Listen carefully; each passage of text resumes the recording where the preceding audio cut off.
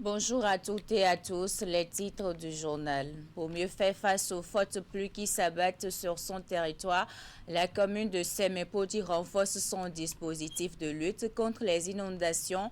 Thomas Singbo a lancé une vaste opération de réouverture et de curage des drains afin d'améliorer l'écoulement des eaux fluviales.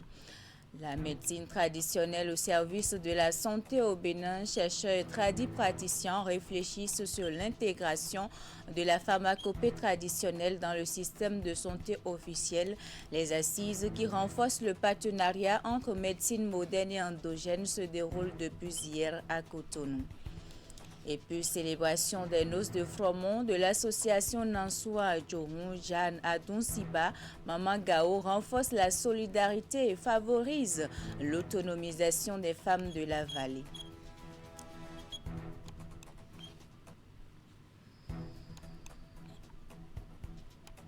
Voilà pour vous le sommaire de cette édition. Restez avec nous pour le développement. Les dernières pluies diluviennes n'ont pas épargné la commune de Semepodi avec leur lot d'inondations. Face au péril, les autorités de la commune ne sont pas restées les bras croisés. Malgré le manque de moyens, des mesures urgentes ont été prises par le maire Thomas Singbo et ses équipes techniques. Voici le reportage. Cette descente du maire Thomas Singbo fait suite aux vulnérabilités constatées après les dernières pluies diluviennes. L'autorité communale a décidé d'agir au plus pressé pour soulager les populations. Le sol de Semepodi n'est pas normalement apprêté pour véritablement pour recevoir cette quantité de pluie en étant record. Et vous aurez dû le constater, ça a dû provoquer à plusieurs endroits des inondations. C'est dans ce cadre que la mairie, bien sûr, depuis 10 jours, est présente à travers ses équipes. Mais il faut reconnaître que nos moyens demeurent toujours limités. Donc, nous appelons à l'État central de venir nous appuyer. Et ça, nous avons déjà saisi les différentes institutions, notamment l'Agence nationale de protection civile. Face au péril, la mairie et les populations se donnent la main. Les inondations ne demandent pas la pièce d'identité avant de frapper. Il s'agit d'une responsabilité collective. Si nous arrivons au niveau de PK10, précisément à la Marina, les populations de la zone ont cotisé pour louer des engins avec du carburant pour procéder à l'ouverture des drains.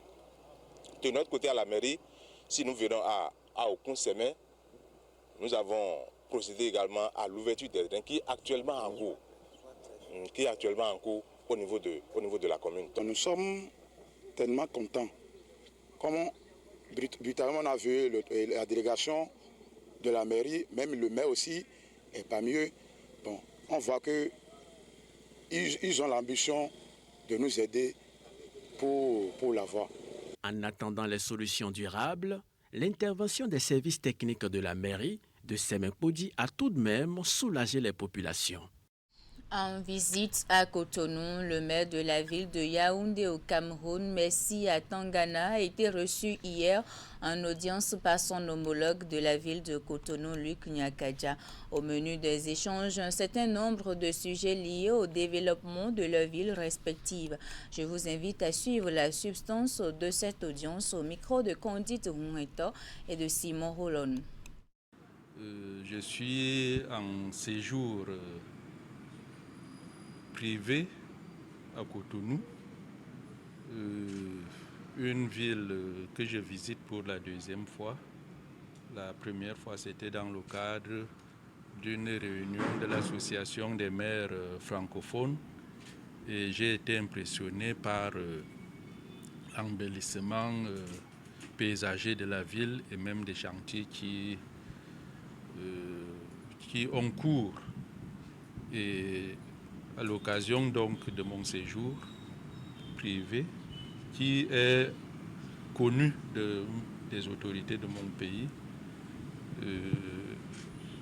je suis venu dire bonjour à mon frère et ami et à voir tous les travaux qui se font dans la ville. Il était quand même important que je vienne échanger avec mon homologue sur la manière dont les activités sont menées ici. Cela peut aussi nous inspirer des idées par rapport à mes missions au niveau de Yaoundé, parce que nous sommes des pays en développement, donc nous ne devons pas manquer de continuer à remuer nos méninges pour que nous sortions de ce développement, pour que nous donnions satisfaction aux populations de nos villes. Donc nos échanges ont tourné autour de ces préoccupations-là. Et je peux qualifier de fructueux ces échanges qui vont d'ailleurs se poursuivre, parce que nous sommes appelés à nous voir de temps en temps.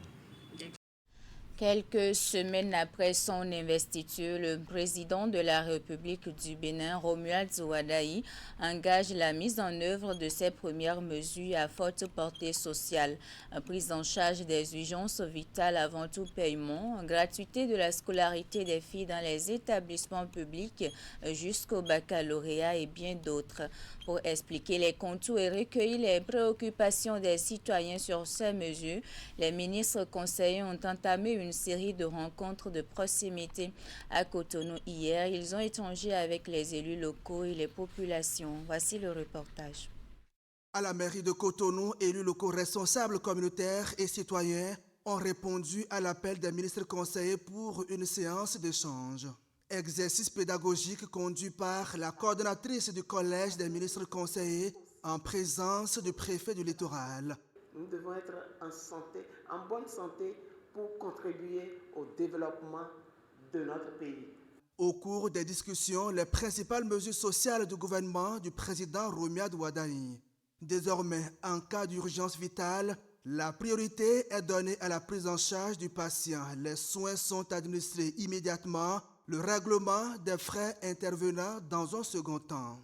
Le citoyen lambda qui, de fait d'une situation sanitaire grave se trouvant entre la vie et la mort, doit être pris en charge.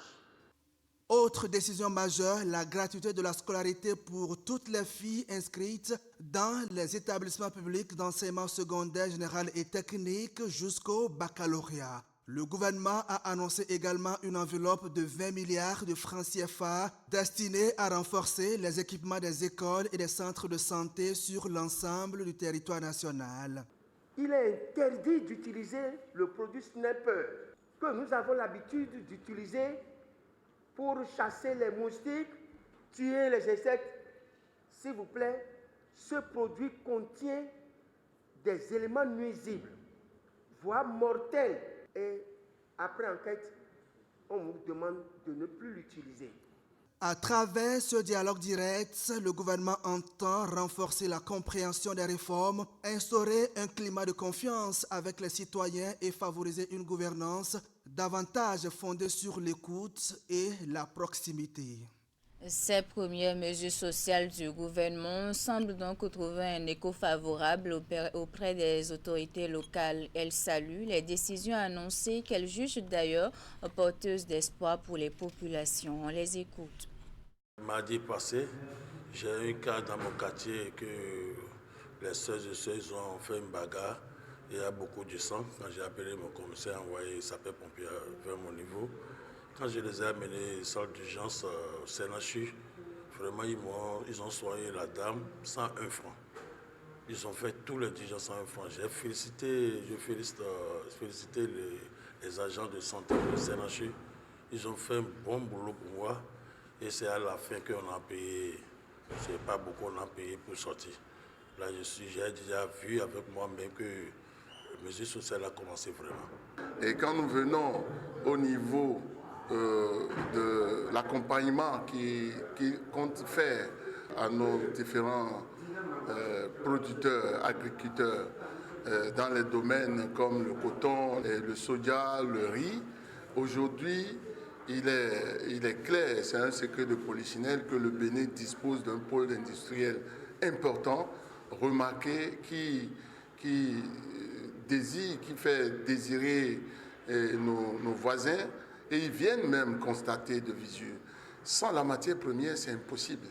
Et ceci, relativement au taux de chômage que nous disposions, l'État ne donne pas l'emploi. L'État ne peut même pas employer tous les nombreux étudiants qui sortent de nos universités et qui ont du mal à trouver de quoi faire avec ces industries, et disposant de la matière première permanente. Je pense qu'on aurait réglé une bonne partie de ce problème de chômage. D'ailleurs, quand nous voyons déjà le troisième point qui parle de la gratuité de nos filles à l'école, c'est une grande motivation.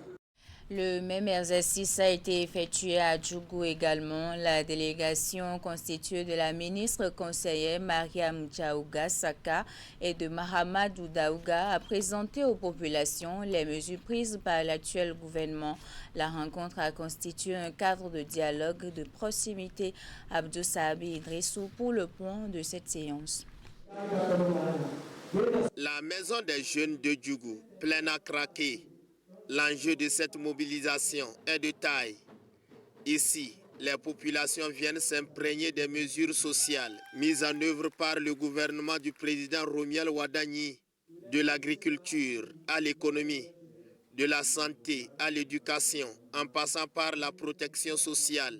Le tour d'horizon est fait par 2 ministres conseillers aux manettes. Au niveau de la santé, aujourd'hui, dans notre pays, tout citoyen béninois qui vient dans nos centres de santé publics en état critique où le pronostic vital est engagé, il est soigné d'abord.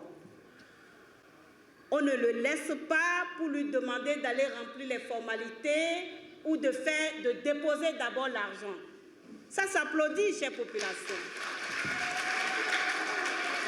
Si nous prenons le secteur de l'éducation, nos filles étaient exemptes de payer les frais de scolarité jusqu'en 3e. Aujourd'hui, c'est jusqu'en terminale. Parce que le gouvernement a injecté 1 milliard pour équiper nos centres de santé, nos hôpitaux publics. Les populations ont profité de ce cadre pour faire remonter leurs préoccupations, doléances, inquiétudes, idées. Tout a été mis sur table.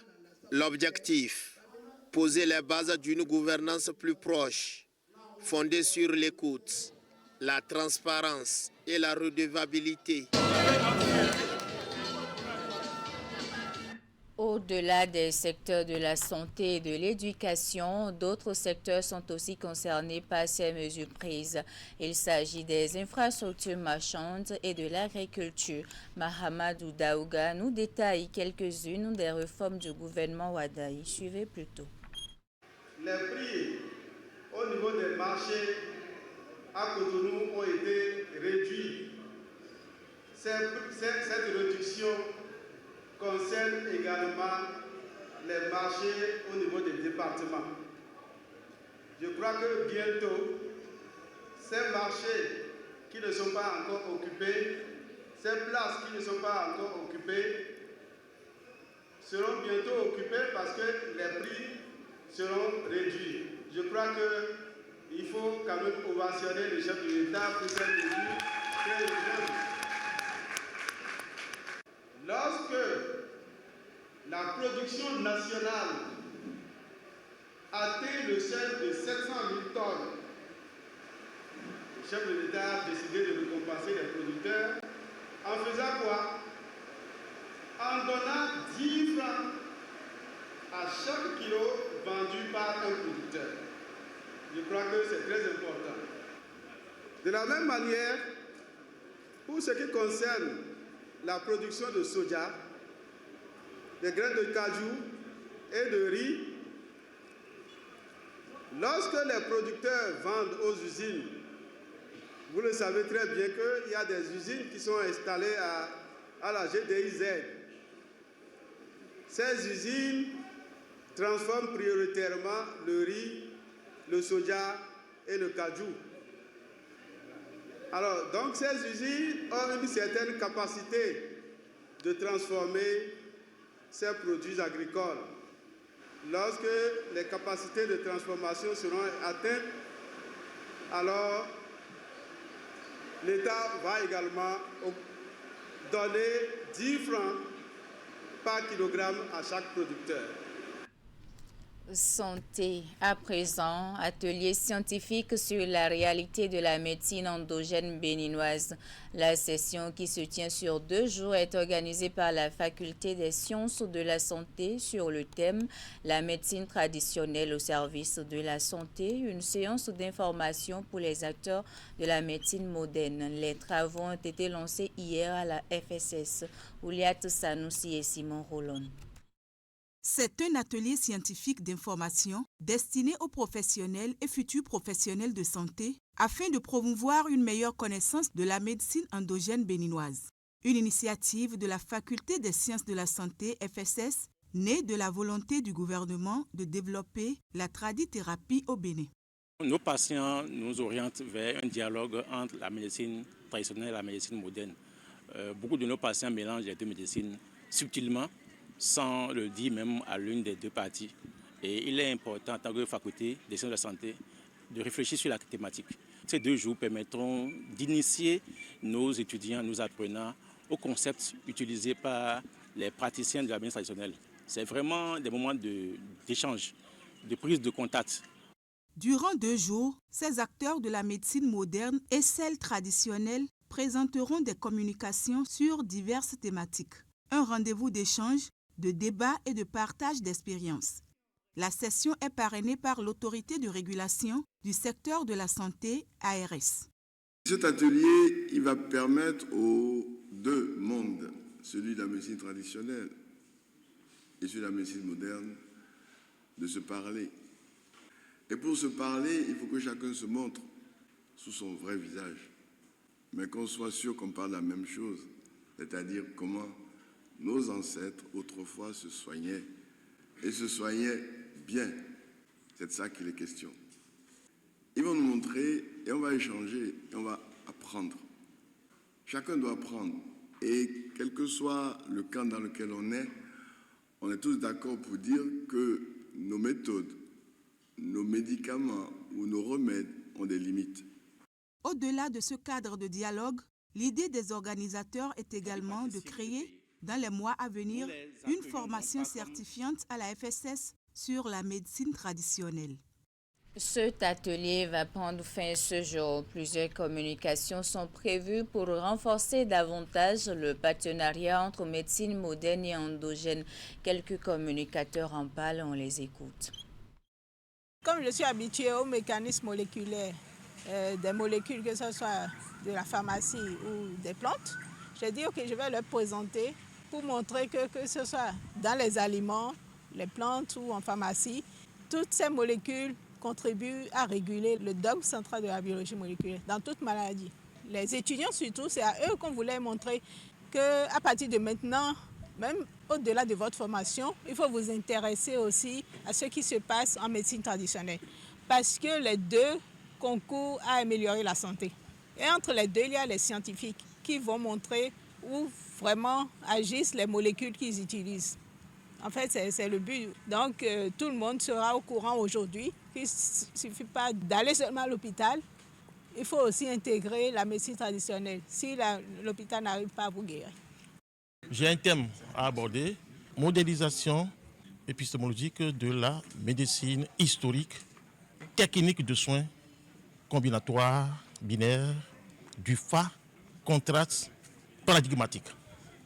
Nous allons partager nos connaissances qui ne sont pas opposées. Ce n'est pas dire que nous sommes opposés à la médecine conventionnelle. Mais nous voulons démontrer la complémentarité, la collaboration entre ces 2 médecines différentes. Quoique c'est la médecine traditionnelle qui a donné naissance à celle conventionnelle. Conventionnelle qui est la petite fille de la médecine traditionnelle, où les Rougnons et les Bokonos sont des praticiens, des ingénieurs capables de décoder le code source de la nature. À Parakou, la lutte contre l'occupation anarchique des espaces publics entre dans une nouvelle phase. Le mercredi dernier, le commissaire central de Parakou, appuyé par ses équipes, est passé à la vitesse supérieure en lançant une vaste opération de libération des espaces publics. Des artères aux abords des marchés, les installations illégales ont été dégagées. Akila Stako et Socrate Adantoni. La police républicaine est passée à l'action ce mercredi à Parakou. Une vaste opération de déguerpissement des occupants illégaux des espaces publics a été lancée par le commissariat central de la ville. Objectif, libérer les trottoirs et autres emprises publiques, rétablir l'ordre dans l'espace urbain et garantir une meilleure sécurité des usagers de la route. Le descente d'aujourd'hui s'inscrit dans la continuité de l'opération que la police républicaine a déclenchée dans plusieurs grandes villes. Elle consiste à libérer l'emprise de l'espace public recolonisé par la population, alors que ce sont des installations qui sont érigées à grands frais, mais qui sont utilisées, détournées de leur usage. Sur le terrain, plusieurs installations jugées anarchiques ont été démantelées. Le commissaire central de Parakou rappelle que cette opération s'inscrit dans la continuité des actions déjà engagées par les autorités pour mettre fin à l'occupation irrégulière des espaces publics. Comme vous l'avez constaté aujourd'hui, on est en plus grand nombre. Le commissariat central de Parakou a demandé le renfort de la compagnie mobile d'intervention et l'effectif est un peu plus conséquent. Cela nous permet de faire un travail un peu plus approfondi. Une initiative favorablement accueillie par de nombreux habitants. Pour eux, l'encombrement des trottoirs et des voies publiques constituait depuis plusieurs années un véritable casse-tête pour les piétons, comme pour les conducteurs avec à la clé des risques accrus d'accidents. Ils sont venus et il nous a dit de dégager les trucs pour que le passage serait bon. On n'a pas pu dégager, mais il nous a accordé un peu de temps pour dégager les trucs. Par rapport au déguerpissement, je vois que c'est très bon et on voit bien l'espace là où l'eau peut passer, là où les gens peuvent rester. Et je peux dire que c'est un bon boulot qu'ils ont fait. Mais il y a des gens sur le terrain qui peignent à la mairie, qui peignent pour l'espace. Donc déjà avant même qu'ils ne se mettent sur le terrain, ils peuvent déjà communiquer et aussi se mettre ensemble. Parce que ça, je crois très bien que s'ils sont vraiment en communication avec la mairie, je crois que la mairie peut aussi dérégler certaines personnes avec eux. Et ils sauront que tel endroit qu'on ne doit pas toucher. L'opération se poursuit dans les différents quartiers de la ville. Les autorités entendent veiller au respect durable des mesures prises afin de préserver la libre circulation des personnes et des biens. Créée pour renforcer la solidarité et favoriser l'autonomisation économique des femmes, l'association Nassou, présidée par Jeanne Adonsiba Maman Gao, a célébré ses 3 années d'existence. Une célébration marquée par plusieurs activités qui ont lieu dans la commune d'Adjohou. Reportage. Une messe d'action de grâce pour se placer sous la protection divine, suivie d'une géante caravane à travers la commune d'Adjohou. C'est par ces manifestations que les femmes laborieuses de l'association Nassou, présidée par Jeanne Adousiba Mamagao, ont lancé les festivités marquant le 3e anniversaire de leur organisation. Nous célébrons aujourd'hui les noces de Froma pour notre initiative qui a petitement démarré ici dans cette commune. L'association Nassou a pour principe de base la solidarité, la fraternité, l'entraide et surtout la recherche de l'équilibre au foyer. Sur notre chemin des 3 ans de vie, vous êtes toujours nombreux ici à nous accorder votre soutien pour un meilleur impact de nos actions. Recevez ici toutes nos reconnaissances. Sous l'impulsion de leur présidente Jeanne Adousiba Mamagao, ces femmes ont progressivement bâti un modèle d'entraide fondé sur les activités génératrices de revenus et l'accès au microcrédit. Les femmes d'Adjohou en général ont compris désormais qu'une femme financièrement établie est une richesse non seulement pour son ménage, mais aussi et surtout pour la nation entière.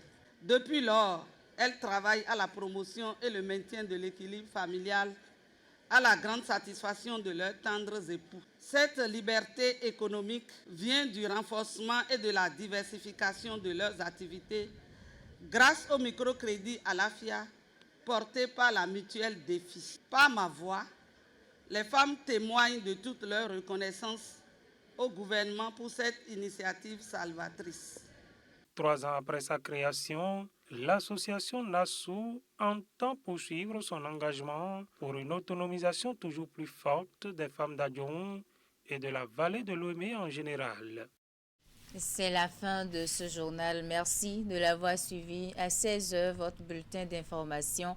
À 19h30, la grande édition de la soirée. Portez-vous bien et à demain.